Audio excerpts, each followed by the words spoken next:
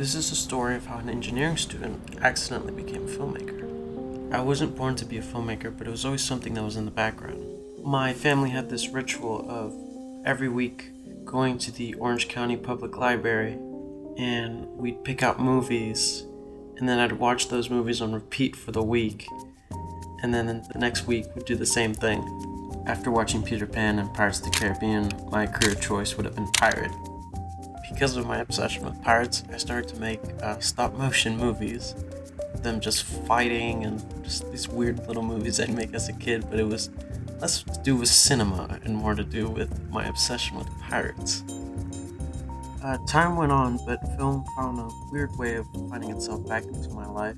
When I was in Puerto Rico, I would always get these magazines, audio recording magazines, right? And I would always see the Fullsail promo, and I always dreamed of going there.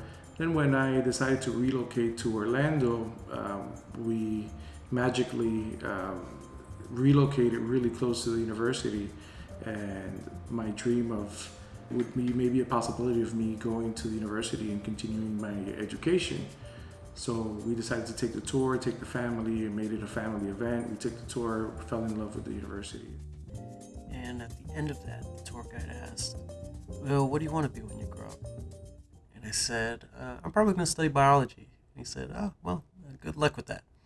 My dad actually ended up going to Full Sail, and after he got his degree, he was able to get a job in California, which meant we had to move to California. And I'd lived in Florida for most of my life, so the transition was pretty rough. My sophomore year of high school, I joined Project Lead the Way, which was an engineering program at my high school, and I then fell in love with it. I thought that's what I was going to do for the rest of my life, just go to college and study engineering. At the same time, I was taking a French class, and at the end of each year, we'd create a short film. And it was more about practicing our French than actually creating a film, but it was the one assignment where I'd pour my everything into. I would try my hardest to create the best film we could for that year. But I just thought of it as a hobby. I still wanted to be an engineer at that point.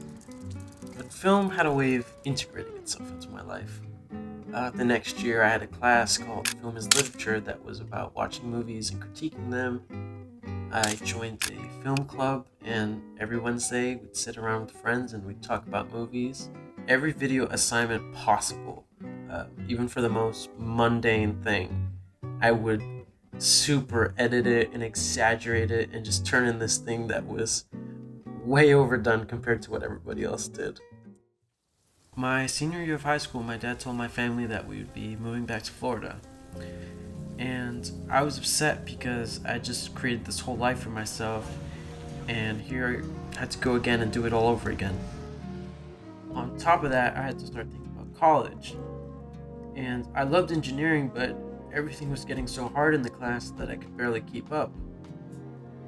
I had the passion for it, but I just couldn't see myself dedicating my whole life to this, which was daunting because for the first time in my life, I didn't know what I wanted to do. JD would know all the songs from all the movies. Doesn't matter, how small of a tidbit we would tell him. So, growing up, he would always want to be a scientist or an engineer. But I knew that growing up, he was always very passionate about watching movies, and that really stuck with me. So I knew that was really his passion growing up. So.